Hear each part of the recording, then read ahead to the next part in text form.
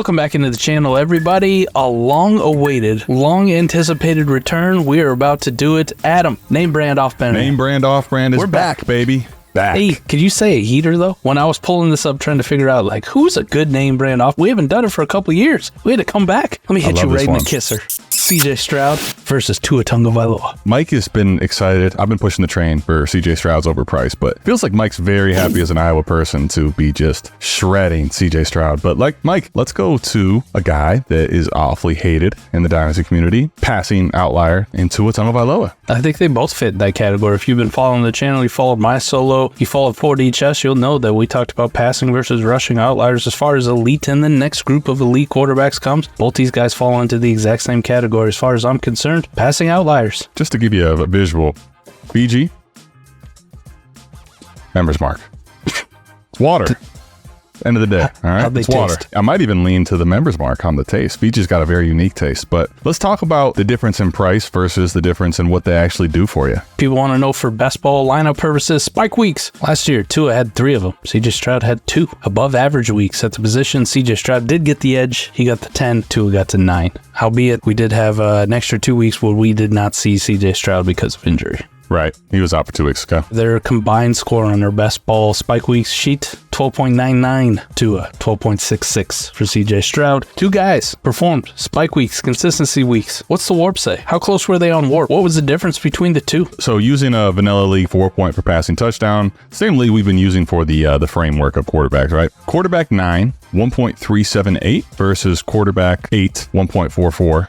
Now, if I told you that without giving you names of either one, put aside market value for a second. Do you care either way which quarterback you had as far as production? Because the difference is Tanner Hudson, J.K. Dobbins, Andy Dalton, meaningless names when it comes to WoRP production or names in Dynasty. By the way, Tua is getting edged just a hair in WoRP, but we're looking at essentially the same picture when we look at both of these guys in WoRP, right? The Dynasty value of both of them are absolutely incredibly different. Obviously, the market value is wildly different, and I can understand why people think this way for market value differences, but just to give you how clear and obvious the differences are, quarterback 3 on Keep Trade Cut, CJ Stroud versus quarterback 16, Tua Tagovailoa. In startup ADPs, you're looking at the 103, Patrick Mahomes, Josh Allen, CJ Stroud, or the 404 for Tua Tagovailoa. So market value wildly different, obviously, coming off of a rookie season where CJ Stroud did set a lot of records and had a unbelievable rookie season, where Tua Tagovailoa, if you look at his year as a whole, you're looking at 2 different tales. He finished a lot worse than he started, and a lot of that was due to the strength of schedule, Tyreek Hill getting hurt, yada yada. But we have one asset that's hated and one asset that is about as beloved as one gets in Dynasty. So they have to be like, what, 15 years difference in age? Tua's been around for forever, and CJ Stroud is a young pup. Well, I mean, you know, Tua Tagovailoa, that's a long time ago, that 2020 class he was in, Mike. The COVID year stuff, so it's a long time ago, very long. 22.7 years versus 26.2. 4-year difference in age. So for this bet to pay off, CJ Stroud is going to have to become Josh Allen, Patrick Mahomes of not last year, but 2 years ago, 3 years ago. He has to get to well north of 2 in WoRP. Now, I'm not even going to say that can't happen, but I just want people to understand that last year, in a great year, 1.44. There is a big difference from where he's at in market versus what he actually would have to do in production. Not saying it can't happen, but there is a lot of ground he has to make up to hit elite production metrics. Listen, you got Fiji, you're paying the price for it to be elite, but is it actually going to be that? We don't have much to give you on that as far as what we have last year. The addition of Stephon Diggs, I could see even an uptick, but is it worth the difference in price? The reason we have name brand off brand here is to tell you that you can get the off brand, and maybe it's not even quite as good, right?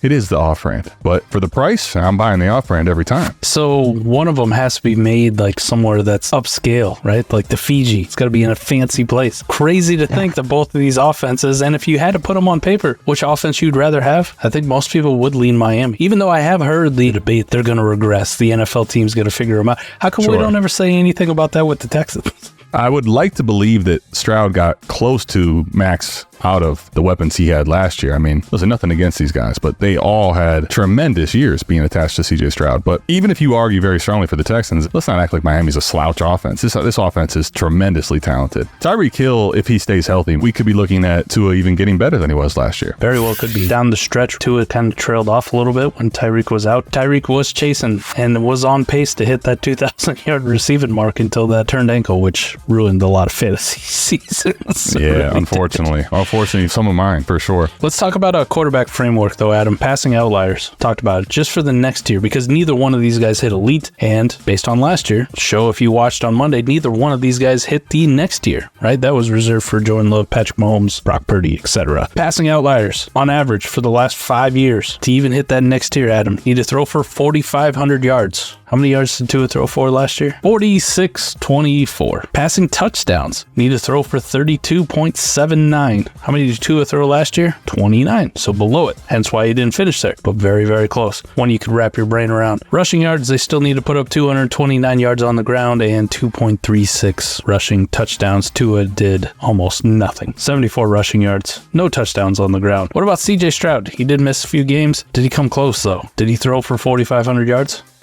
No, he did not. Granted, he missed 2 games to your point, but yeah, he did not. He did not hit that. Did not. Threw for 41.08. Passing touchdowns. Told you he needs to be about 32. Tua is at 29. Very close. Could make a case where Tyreek stays healthy. Maybe he gets those 3 touchdowns. CJ Stroud gets Stephon Diggs. Only threw for 23 passing touchdowns, Adam. I think we both expect that number to come up, but is it going to come up by 9 to kind of get into that next tier? If you extrapolated the numbers out, maybe Brian, try to see if you can cue this up, but if you did his average and you averaged it out with 2 extra games, probably getting close to that number. I'm not sure if it quite hits, but close to that number in yards. You add a couple more games, a little bit of uptick in the offense. I think we can create the picture that he could get there. But to your point, he has to do that. I'm not saying he can't, but he has to do that. We haven't seen it yet. You got a guy that is going 3 full rounds before another guy, and their outlooks are very similar. Just so I'm not remiss, CJ Stroud's rushing yards, 167 on the ground. He's right on pace with that, and 3 rushing touchdowns, so he did hit that threshold. You hope the passing numbers make that jump up. Maybe being healthy with Stephon Diggs, you could definitely see that, but then you do have to rely on those passing touchdowns to make that ascension as well. Tua's right on the fringe already. Is that enough to justify a 3-round discount? Is that enough to justify 13 spots in keep trade cut ranks between the two for only 4 years of age difference? And by all accounts, Tua supposedly is getting a contract. We haven't seen it yet, but maybe once that security comes into play, we get a long-term deal. Maybe he gets Tua, a Jared Goff bump. Maybe he gets that Jared Goff bump. We got very different trade values for these kind of guys. And the reason we do name brand off brand is just to highlight the difference. The production difference so far has been negligible. Now, sure. I get it. One guy's a rookie, and we project all rookies are automatically going to get better. Right. Adam, did it ever get better for Justin Herbert after his rookie year? No, that was like the peak. Herbert, we saw at least in year 2. The pinnacle. The peak. But then it didn't actually replicate year after year. And we're now looking at even a further trend down. The trade value, just to highlight the difference in the two. If you wanted to get Josh Allen, these are real deals that have been done. You can check out the lab at South Harmon. Great tool to plug in your league name, and then you can look and see anybody who's making trades with you, anybody you play in leagues with, what their making deals are in their leagues. But I plugged in CJ Stroud's name. I got CJ Stroud and a second for one Josh Allen. Josh Allen, the elite of the elite, always in that top tier because of the rushing production, which if you watch Quarterback Framework episode or listen to the podcast, you will know there's a reason he's always up there. There's a reason he's always QB 1, 2, or 3. It's because he runs the football. And he happens to throw at a pretty decent clip too. But the difference between Josh Allen and CJ Stroud for this manager was 1 second. That's the level that CJ Stroud's trading at. Whether you believe Dynasty ADP or keep trade cut values, these are actual real trades going down. The other one I wanted to highlight, CJ Stroud got traded for the 103 in this class and a 25 first. 2 firsts, one of them being very, very elite, the other one being in 2025. Conversely, Tua, on the other hand, I do have a trade where Tua got traded for a pick in this class, Adam, but it's just for the 108. One measly 108 is the best we can do for Tua Tagovailoa. CJ Stroud out here fetching a better pick in this class and a future first. And then if you want to just talk about just in general future picks, Tua got traded for a first and a third in 2025. Very stark differences, keep trade cut values, ADP values, trade values between two guys not separated by a lot in age. The interesting part of you pulling that Josh Allen one, for me, the name brand off brand, I'm going to give you this type of analogy to think of. There's certain things you're willing to pay up for. Like you're willing to pay that name brand price. Now, if I'm going to get what I believe is worth either quality wise or market value wise, what I want to stunt with, right? Something I want to just be wearing some drip. I want to have the best of the best if I'm going to pay for that. So to the point that you're making, I think if I have CJ Stroud as my quarterback 1, I'm probably willing to even add a little bit more to get myself into Allen, to Hurts, to Mahomes. If that type of a trade exists in my league, that's what I'm exploring. If I want to stay with the name brand, because right now the name brand of CJ Stroud, not that it can't live up to the hype, but there's requires a lot of what ifs for him to actually get to that point in production. However, like let's say CJ Stroud right now, you've got him as your quarterback too, and you're looking to build out the rest of your team with a little bit more. One of the things I'd love to do here is go more of a tear down or go this off-brand type approach where now I'm trading CJ Stroud for that case, Mike. I'm taking on Jaden Daniels, who has some upside in his own right? In the 103 type pick with a future first. So I can build out the rest of my team and get off of this crazy high upside of CJ Stroud. So I think realistically to the Tua point, you probably can go ask if the manager of Tua is a little bit fearful, whether it's the concussions or not having a contract, whatever the case is. Can I get Tua in a first? Like if I can get the same type of floor plus a first with getting off of CJ Stroud, I'm willing to kind of deviate that to go use that first now to build the rest of my roster out. But if I want to go for the hammer, the true name brand price, can I just add a little extra cash to get to the Gucci, to the Fiji? Can I just go actually get the true name brand? I think that's the way I'm approaching this situation in this name brand off brand. I love that approach. And I think for me, Adam, I'm 100% with you. I think what I would do is if I roster CJ Stroud right now, what's it take? What's that little bit extra that I got to put in, right? The movie Waiting. Remember, team, the difference between ordinary and extraordinary is that little extra. What is that little extra that I can put in there? What is that little bit I can add? Whether that's a second for Josh Allen, which is asinine to me, but if you can get that done, by all means, send it. I'll send 4 seconds if you want to go get Josh Allen. Jalen Hurts, for whatever reason, ranked below him in ADP and keep trade cut. If I could do that 1 for 1, I'm in. I think if I want to be really aggressive and risky, Caleb Williams has the very same profile. Jaden Daniels, I do think, like you had mentioned, has that elite ceiling in it. 1 for 1, maybe I can get that done. But the easy one is it really appears that I can get Tua Tagovailoa in a very significant plus almost all day, every day, in every single week. Unless they're paying attention to this channel and they have liked, they have subscribed, they've turned on the notification bell, and every time we go live, we are burying CJ Stroud. No offense to him, I think he's very, very good. His dynasty value, the way we value him as a community, is far too high. He needs to be more in that 12 to 14 conversation than he ever needs to be top 3. Yeah, but if I can get that Tua piece plus, if I can get a Dak Prescott plus, hell, I don't even like the guy. Brock Purdy plus.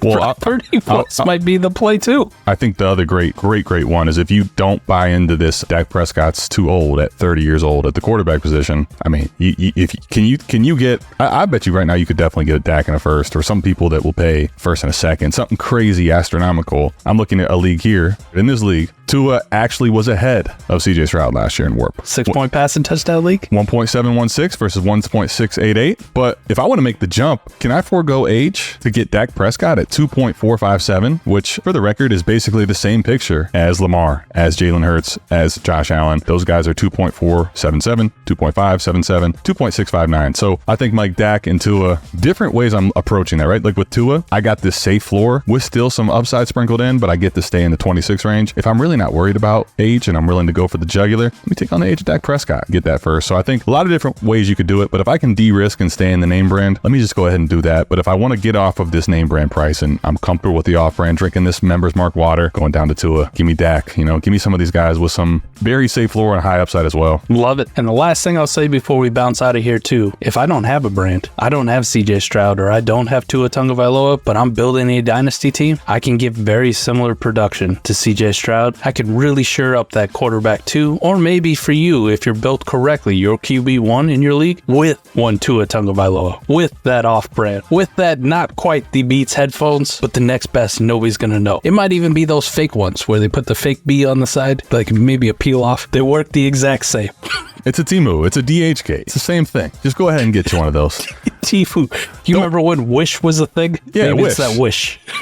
Don't be a snob, all right? Go ahead and get the DHK, man. Stop playing around. Get you some off-brand and at least go explore if you got the name brand. Well, that's it for us. Name brand, off-brand, the first one back, the long-awaited multi-year process that we've been waiting to bring this back. We are back, and whether or not you think everything I say is funny or not, or you're mad at me because I laughed during the entire videos, that's fine. Go down, leave us a like. Tell me in the comments how stupid I am. Tell me if you're going to go buy some Tua Tagovailoa, or maybe sell some CJ Stroud, and heaven forbid you sell CJ Stroud for Tua and a first or some plus like that. Make sure you tag us. Follow us on Twitter at Iowa Michael for me, at ATM4D Chess for Adam, at South Harmon FF if you just want to follow the entire company, which is absolutely fantastic. But like, subscribe. Let's get out of here, Adam. We love y'all. We'll see you next time. Just like Hangover, we're back for part 2. We are back, baby. We are back. Never late. Peace.